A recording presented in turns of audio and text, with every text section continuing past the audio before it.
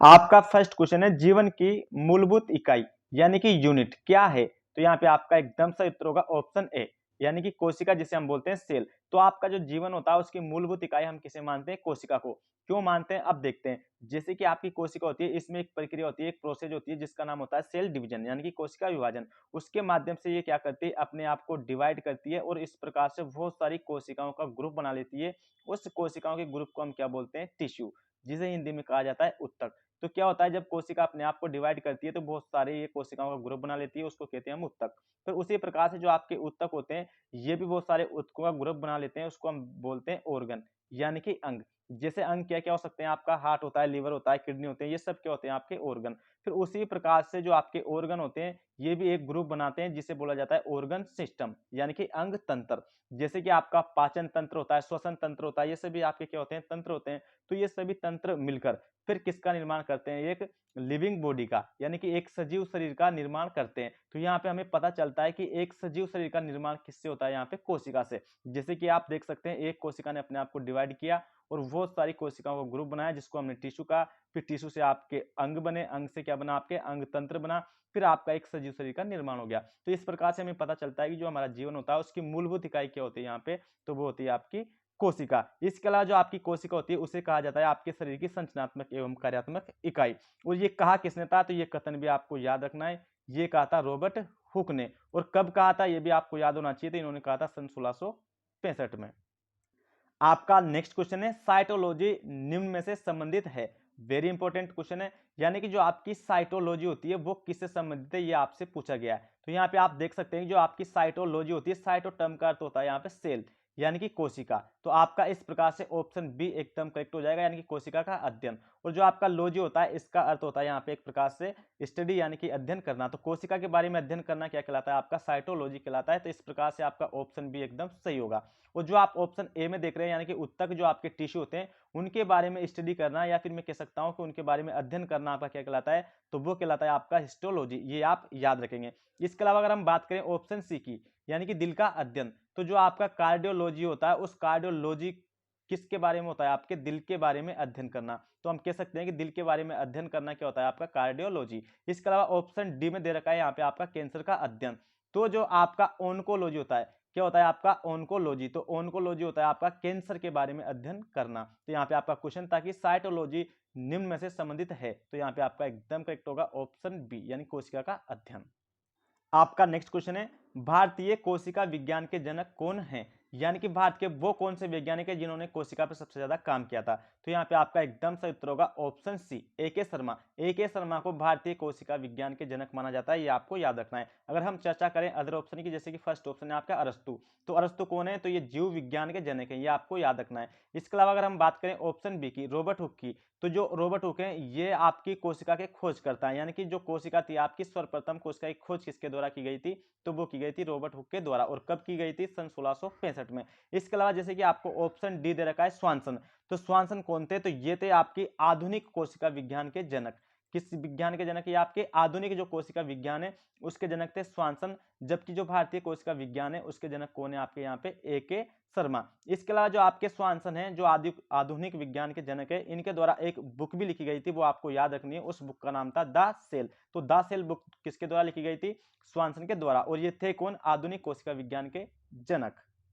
आपका next question है कोशिका सिद्धांत किसने प्रतिपादित किया? वेरी वेरी इंपॉर्टेंट क्वेश्चन है, ये आपसे पूछा जाता है। तो जो कोशिका सिद्धांत है वो किसने प्रतिपादित किया था? तो यहाँ पे आपका ऑप्शन सी एकदम करेक्ट ऑप्शन होगा आपका स्लाइडेन और स्वान। तो स्लाइडेन और स्वान ऐसे वैज्ञानिक थे जिन्होंने क्या दिया था आपका एक प्रकार से कोशिका सिद्धांत।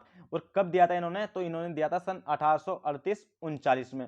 और इनके द्वारा ही ये क्यों दिया गया? ऐसे तो तमाम सारे वैज्ञानिक आए। तो यानी कि जो कोशिका सिद्धांत था उसमें कुछ वैलिड पॉइंट बोले थे। कौन ने? स्लाइडेन और स्वान ने।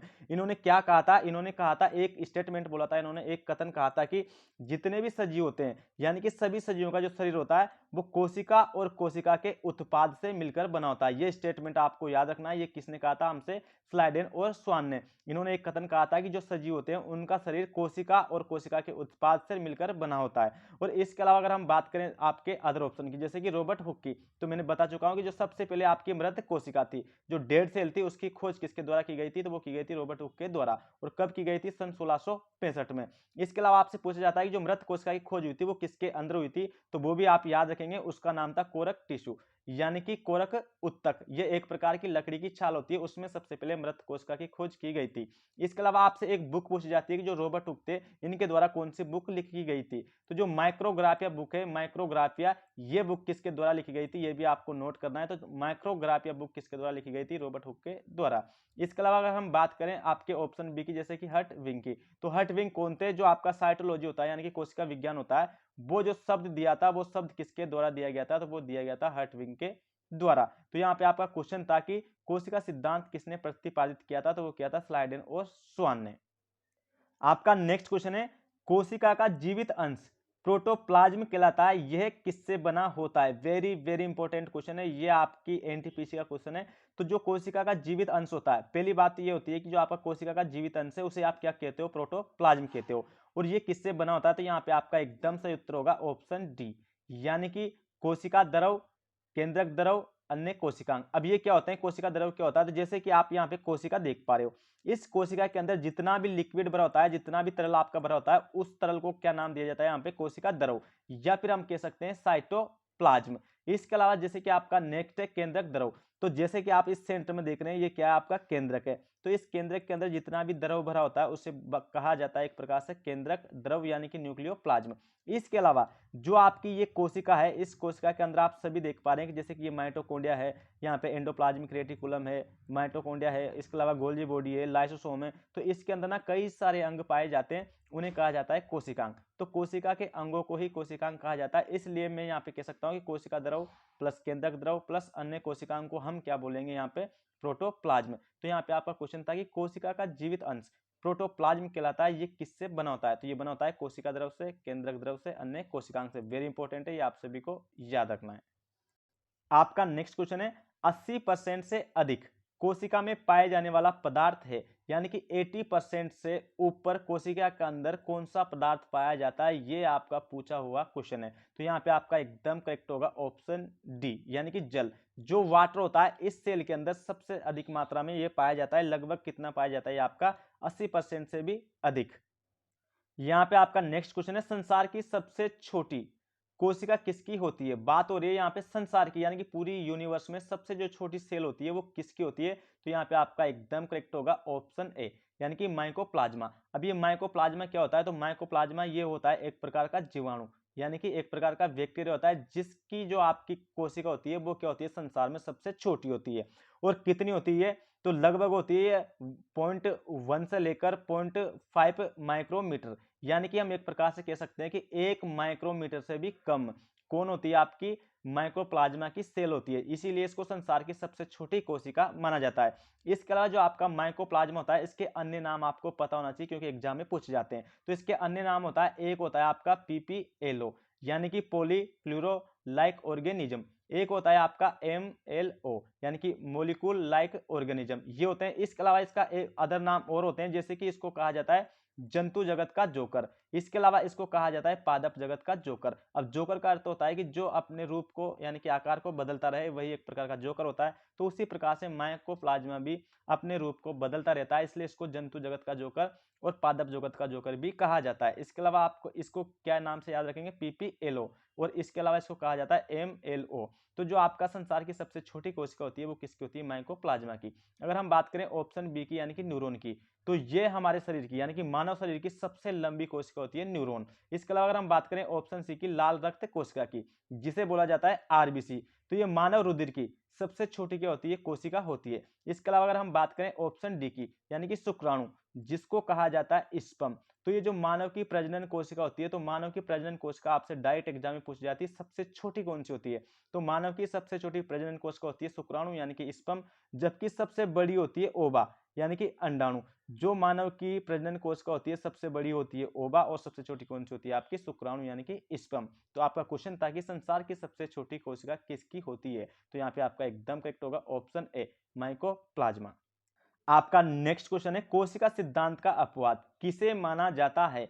ये वेरी वेरी इंपॉर्टेंट क्वेश्चन है, कई बार ये आया हुआ है। यानी कि कोशिका सिद्धांत का अपवाद का अर्थ होता है यानी कि जैसे कि हमने देखा था अभी कोशिका सिद्धांत क्या था, दिया किसने था? स्लाइडेन और स्वान ने। और इन्होंने क्या कहा था कि जो सभी सजीव होते हैं उनका निर्माण सेल यानी कि कोशिका और कोशिका के किससे होता है? उत्पाद से मिलकर बना होता है। तो यहाँ पे होता क्या है कि जो इन्होंने कहा था यानी कि एक प्रकार से ये सिद्धांत इन पर लागू नहीं होता होगा, इसलिए कोशिका सिद्धांत का अपवाद ये यहाँ पे ऑप्शन ए एकदम करेक्ट होगा आपका, वायरस यानी कि विषाणु को माना जाता है। क्यों माना जाता है? क्योंकि जो आपके वायरस होते हैं ना, जब तक ये मिट्टी में पड़े होते हैं तब तक ये नॉन लिविंग होते हैं यानी कि एक प्रकार से निर्जीव होते हैं। लेकिन इनको जैसे ही एक सजीव शरीर मिलता है यानी कि सजीव बॉडी मिलती है, तो ये क्या हो जाते हैं? एक प्रकार से सजीव हो जाते हैं यानी कि लिविंग हो जाते हैं। तो ये जब तक मिट्टी में पड़े होते हैं तब तक तो हम इनको नॉन लिविंग बोलते हैं, लेकिन जैसे ही इनको एक सजीव शरीर मिलता है तो ये किसकी फॉर्म में आ जाते हैं? सजीव की फॉर्म में आ जाते हैं। तो एक प्रकार से हम कह सकते हैं कि ये सजीव और निर्जीव दोनों के बीच की क्या होते हैं? ये एक प्रकार से संयोजी कड़ी होते हैं। यह आपसे पूछा जाता है कि सजीव और निर्जीव के बीच की संयोजी कड़ी किसे कहा जाता है? तो आप याद रखेंगे वायरस यानी कि विषाणु को कहा जाता है। और यही क्या होता है? आपका कोशिका सिद्धांत का अपवाद होता है। तो वेरी वेरी इंपॉर्टेंट क्वेश्चन है, आप सभी को याद होना चाहिए। इसके अलावा एक पॉइंट और वेरी इंपॉर्टेंट है, वो आपसे पूछा जाता है कि जो विषाणु होता है वायरस, उसमें क्या पाया जाता है? तो जो वायरस या फिर विषाणु होता है इसके अंदर या तो डीएनए पाया जाता है या फिर आरएनए पाया जाता है। दोनों में से कोई एक चीज इनके अंदर मौजूद होती है, या तो डीएनए या फिर आरएनए। ये कई बार आपसे एग्जाम में पूछा हुआ क्वेश्चन है। तो जो आपका ये एक प्रकार से वायरस होता है यानी कि विषाणु होता है, उसमें या तो डीएनए होगा या फिर आरएनए होगा। और जो आपका कोशिका सिद्धांत का अपवाद होता है वो भी आपका विषाणु होता है, क्योंकि इसको सजीव और निर्जीव दोनों के बीच की संयोजी कड़ी कहा जाता है। आपका नेक्स्ट क्वेश्चन है, मानव शरीर की सबसे बड़ी एवं लंबी कोशिका। अब यहाँ पे बात हो रही है मानव शरीर की, तो मानव शरीर में सबसे बड़ी और सबसे लंबी कोशिका कौन होती है? तो यहाँ पे आपका एकदम करेक्ट होगा ऑप्शन सी, यानी कि तंत्रिका तंत्र, या फिर आपको ऑप्शन में मिल सकता है न्यूरॉन। तो जो न्यूरॉन होते हैं ये मानव शरीर की सबसे लंबी कोशिका होती है, ये आपको याद रखना है, बहुत ज्यादा इंपॉर्टेंट है, कई बार ये आया हुआ है। और यहाँ पे आप न्यूरॉन को देख भी सकते हैं, कुछ इस प्रकार का होता है आपका न्यूरॉन। इसके अलावा जैसे कि आपके अदर ऑप्शन है, जैसे कि यहाँ पे आपका ऑप्शन ए दे रखा है अंडाणु, जिसे हम बोलते हैं ओवा या फिर ओवम। तो जो ये अंडाणु होते हैं ये एक महिला में पाए जाते हैं और ये प्रजनन कोशिका होती है। क्या होती है? ये आपकी प्रजनन कोशिका होती है यानी गेमेट सेल होती है, और ये सबसे बड़ी प्रजनन कोशिका होती है। सबसे बड़ी प्रजनन कोशिका आपसे पूछ जाए तो आप बताएंगे वहां पे अंडाणु। और होती किसके अंदर? ये मेल के अंदर, सॉरी फीमेल के अंदर यानी कि महिला के अंदर। अगर हम बात करें ऑप्शन बी की, यानी कि शतुरमुर्ग का अंडा, तो जो संसार में सबसे बड़ी कोशिका होती है, संसार के अंदर सबसे बड़ी कोशिका आपसे पूछी जाए तो वो किसकी होती है?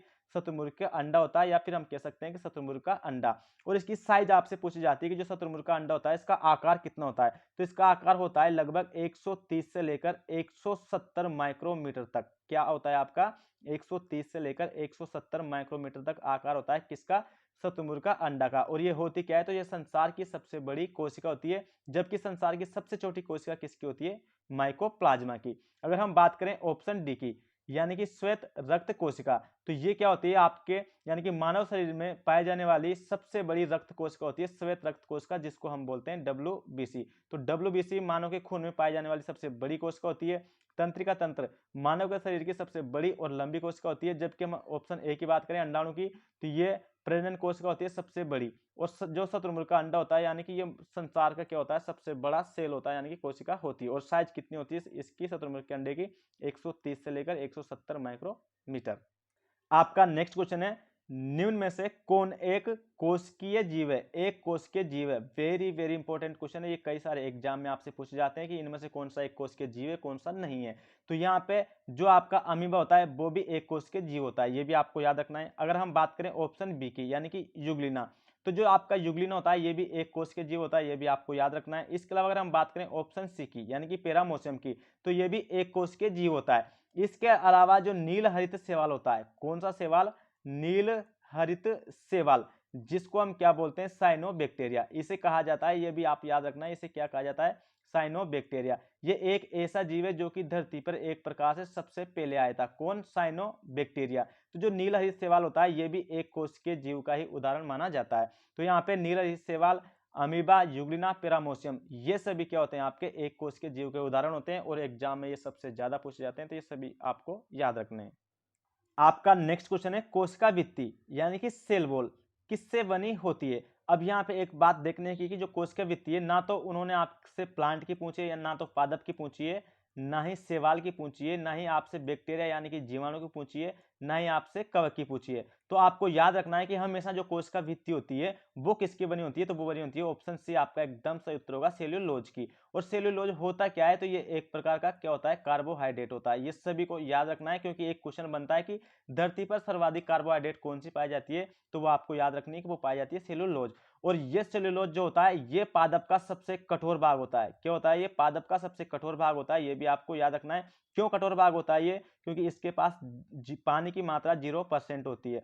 और यही पादप का क्या माना जाता है, मृत भाग, यानी कि डेड पार्ट जो होता है, पौधों का मृत भाग होता है, वो भी सेल्यूलोज होता है। और जो पादप की कोशिका भित्ति बनी होती है वो भी सेल्यूलोज की बनी होती है। इसके अलावा जो शैवाल होती है, एल्गी, जो एल्गी की कोशिका भित्ति होती है वो भी किसकी बनी होती है, सेल्यूलोज की बनी होती है। ये आपको याद रखना है। और जो कवक होता है उसकी जो सेल वॉल होती है, कोशिका भित्ति, वो किसकी बनी होती है, तो ये बनी होती है आपकी काइटिन की। इनको आप नोट कर सकते हैं। और जो आपका जीवाणु होता है यानी कि बैक्टीरिया होता है, इसकी कोशिका भित्ति किसकी बनी होती है, तो जीवाणु की आपसे पूछी जाती है, तो ये बनी होती है पेप्टिडोग्लाइकेन। पेप्टिडोग्लाइकेन ये भी आपको नोट करनी है। तो जो कोशिका भित्ति होती है हमेशा किसकी बनी होती है, सेल्यूलोज की। ये बात आपको याद रखनी है। इसके अलावा जैसे कि मैंने यहाँ पे आपको दिखाई दे रहे होंगे चित्र में कैप्सूल, जो ये कैप्सूल होती है, इन कैप्सूल के ऊपर की परत किसकी बनी होती है, ये आपको हमें कमेंट बॉक्स में कमेंट करके जरूर बताना है। आपका नेक्स्ट क्वेश्चन है, कवक की कोशिका भित्ति, यानी कि आपसे पूछी गई है कि जो कवक होता है उसकी कोशिका भित्ति किसकी बनी होती है। तो मैंने जस्ट सामने लिख रखी है काइटिन। क्या होती है, जो आपकी कवक होता है उसकी कोशिका भित्ति किसकी बनी होती है, काइटिन की बनी होती है। और काइटिन भी एक प्रकार का क्या होता है, तो ये होता है एक प्रकार का कार्बोहाइड्रेट। ये आपको याद रखना है, ये क्या होता है, एक प्रकार का कार्बोहाइड्रेट होता है। और कार्बोहाइड्रेट क्या होता है, जिनमें कार्बन, हाइड्रोजन और ऑक्सीजन हो, वो कहलाता है आपका कार्बोहाइड्रेट। अब कार्बोहाइड्रेट भी आपके 3 प्रकार के होते हैं। तो ये कौन सा कार्बोहाइड्रेट होता है, ये भी आपको याद रखना है। तो ये होता है पॉलीसेकेराइड। ये पॉलीसेकेराइड एक प्रकार का कार्बोहाइड्रेट होता है। तो पॉली का मतलब होता है एक से अधिक, सेकेराइड का मतलब सेकेराइड होता है। ये एक यूनिट होती है जिसका निर्माण क्या है कि ये बहुत सारी सेकेराइड मिलकर कार्बोहाइड्रेट बनाती है। तो जो पॉलीसेकेराइड होता है ये एक प्रकार का कार्बोहाइड्रेट होता है, ये भी आपको याद रखना है। और जो आपका काइटिन है वो क्या है, एक प्रकार का कार्बोहाइड्रेट है। तो जो कवक की कोशिका भित्ति होगी वो किसकी बनी होगी, काइटिन की। और आपसे पूछी जाए शैवाल, जिसको हम बोलते हैं एल्गी, तो जो एल्गी होते हैं इनकी कोशिका भित्ति किसकी बनी होती है, सेल्यूलोज की, जैसे कि अभी मैंने बताई थी।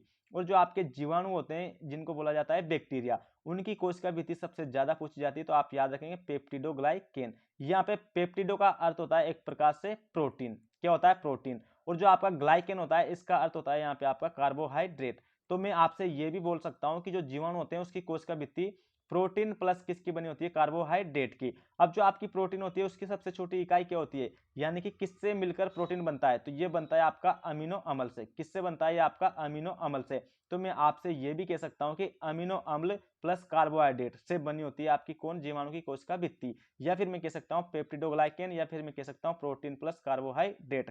इसके अलावा आपको अलग से नोट दे रखा है मैंने एक, कि जो कोशिका भित्ति होती है वो पादप में पाई जाती है, जंतुओं में नहीं पाई जाती है। वेरी वेरी इंपॉर्टेंट नॉलेज आपके लिए कि जो कोशिका भित्ति होती है वो पादप में पाई जाती है, जंतुओं में बिल्कुल भी नहीं पाई जाती। इसके अलावा जो आपकी कोशिका भित्ति होती है वो किस किस में पाई जाती है, तो वो पाई जाती है कवक में यानी कि फंजाई में, और बनी किसकी होती है, काइटिन की। इसके अलावा शैवाल में पाई जाती है, जीवाणु में पाई जाती है। और जो ये चित्र देख रहे हैं आप, ये होता है एक बैक्टीरिया का चित्र। तो बैक्टीरिया की सेल वॉल आपसे पूछी जाती है, ये किसकी बनी होती है, आप याद रखेंगे पेप्टिडोग्लाइकेन, या फिर प्रोटीन प्लस कार्बोहाइड्रेट, या फिर अमीनो अम्ल प्लस कार्बोहाइड्रेट। आपका नेक्स्ट क्वेश्चन है, कोशिका झिल्ली यानी कि सेल मेम्ब्रेन किसकी बनी होती है। तो यहाँ पे आपका एकदम सही उत्तर होगा ऑप्शन ए, यानी कि फॉस्फोलिपिड।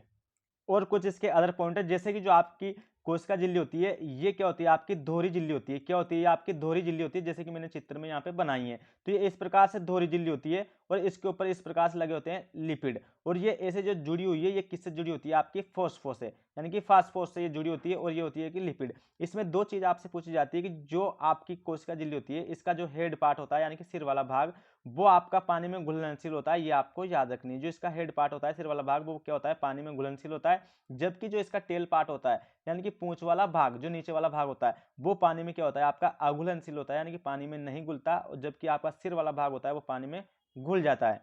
आपका नेक्स्ट क्वेश्चन है, कोशिका झिल्ली शब्द किसने दिया, यानी कि जो सेल मेम्ब्रेन शब्द होता है वो किसने दिया था। तो यहाँ पे आपका एकदम करेक्ट होगा ऑप्शन ए, यानी कि क्रेमर।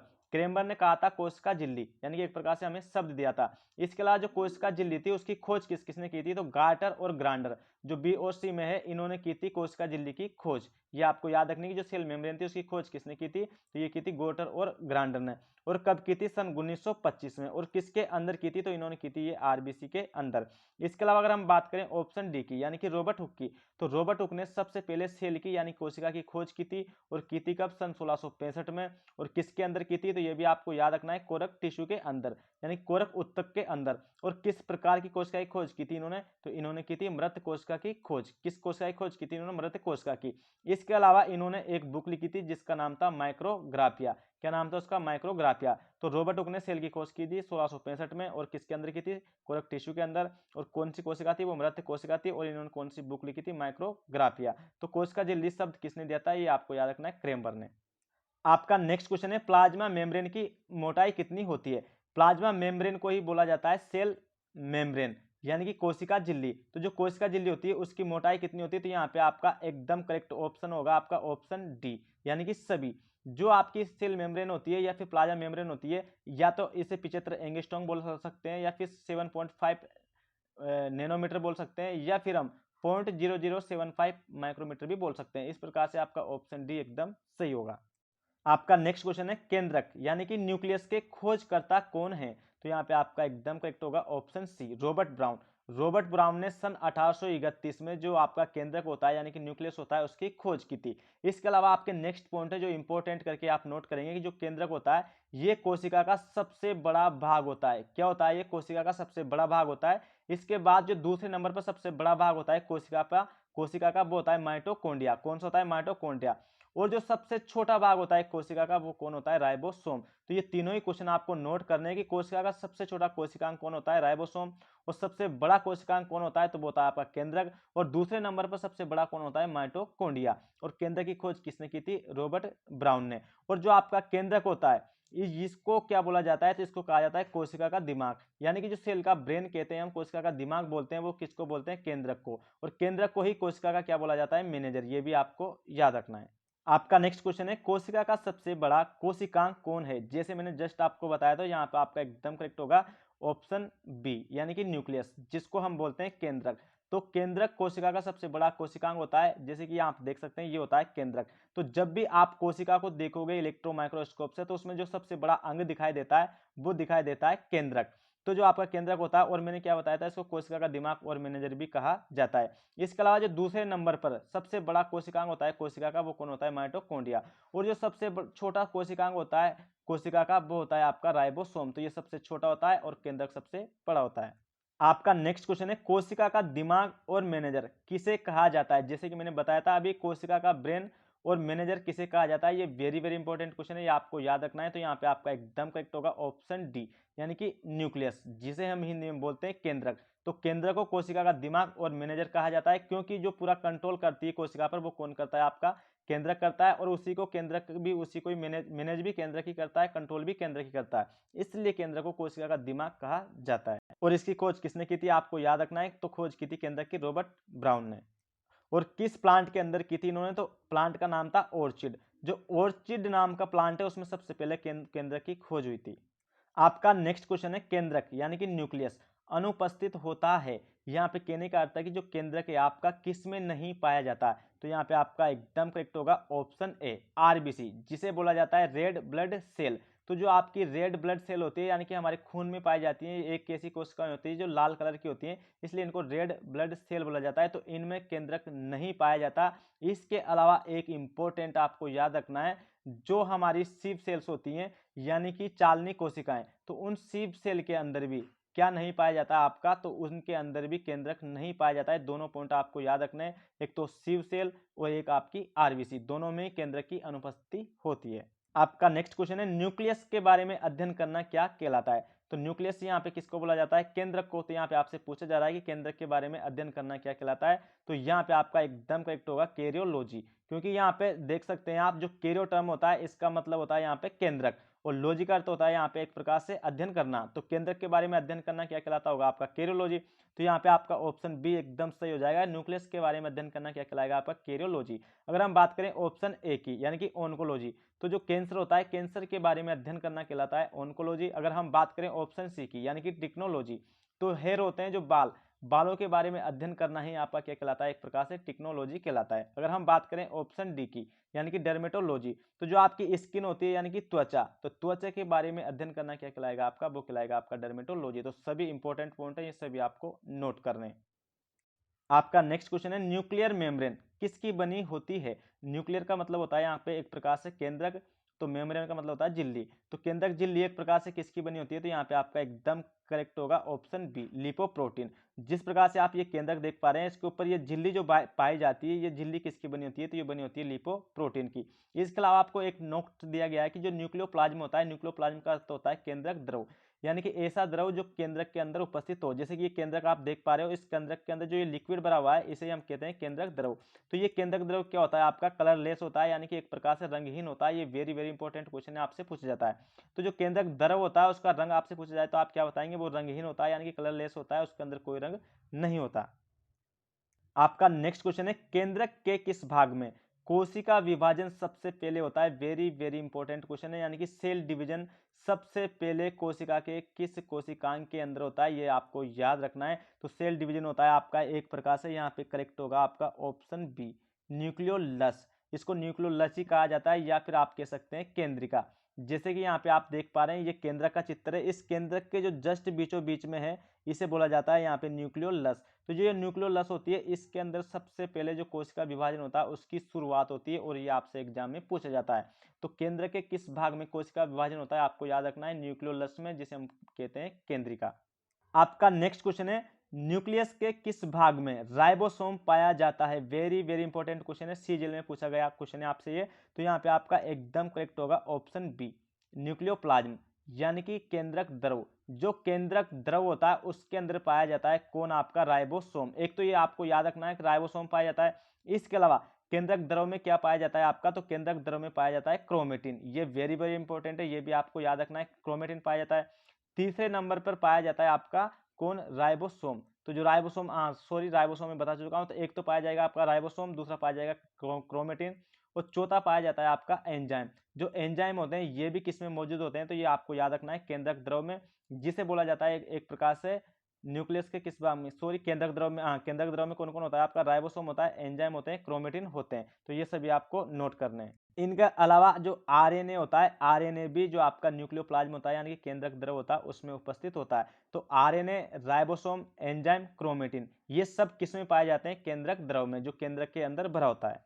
आपका नेक्स्ट क्वेश्चन है, डीएनए और आरएनए को कौन सा अम्ल कहा जाता है। वेरी वेरी इंपॉर्टेंट क्वेश्चन है, तो यहाँ पे आपका एकदम करेक्ट होगा ऑप्शन बी, न्यूक्लिक अम्ल। जो आपका डीएनए और आरएनए होता है उसको क्या बोला जाता है, न्यूक्लिक अम्ल बोला जाता है। फिर आपसे एक क्वेश्चन पूछा जाता है कि जो न्यूक्लिक अम्ल होता है इसका निर्माण कौन करते हैं, तो इसका निर्माण करते हैं, ये आपको नोट करना है, क्रोमेटिन। और क्रोमेटिन क्या होते हैं, तो ये एक धागेनुमा संरचना होती है, जो किसमें पाई जाती है, अभी मैंने बताया था आपको, केंद्रक द्रव में। तो ये क्रोमेटिन आगे चलकर किसका निर्माण करती है, तो ये करती है न्यूक्लिक अम्ल का। और न्यूक्लिक अम्ल का अर्थ क्या होता है, एक प्रकार से डीएनए और आरएनए। और जो न्यूक्लिक अम्ल होते हैं यानी कि डीएनए आरएनए, इनके बारे में सबसे पहले बताने वाले वैज्ञानिक कौन थे, ये भी आपसे पूछा जाता है, तो इसको भी आप नोट करेंगे। उनका नाम था फ्रेडरिक मिशर। तो फ्रेडरिक मिशर ने सबसे पहले बताया था न्यूक्लियस अम्ल के बारे में। और ये होते क्या है, तो डीएनए और आरएनए को हम क्या बोलते हैं, न्यूक्लिक अम्ल बोलते हैं। इसके अलावा वेरी वेरी इंपॉर्टेंट क्वेश्चन जो आपका बनता है कि न्यूक्लिक अम्ल किसके बने होते हैं, तो ये बने होते हैं न्यूक्लियोटाइड के। ये आपको नोट करना है, जो न्यूक्लिक अम्ल होते हैं ये किसके बने होते हैं, तो ये बने होते हैं न्यूक्लियोटाइड के। आपका नेक्स्ट क्वेश्चन है, न्यूक्लिक अम्ल के बारे में सबसे पहले किसने बताया? तो मैंने अभी जस्ट बताया था आपको, ऑप्शन बी आपका एकदम करेक्ट होगा, फ्रेडरिक मिसर। तो फ्रेडरिक मिसर ने बताया था न्यूक्लिक अम्ल के बारे में, यानी कि डीएनए प्लस आरएनए के बारे में सबसे पहले बताने वाले वैज्ञानिक कौन थे आपके? वो थे Frederick Misar. Thank you. I hope कि आपको वीडियो पसंद आई होगी। अगर वीडियो पसंद आई तो हमें कमेंट करके कमेंट बॉक्स में जरूर बताएं और ज़्यादा से ज़्यादा वीडियो को शेयर करें। Thank you. जय हिंद, जय भारत।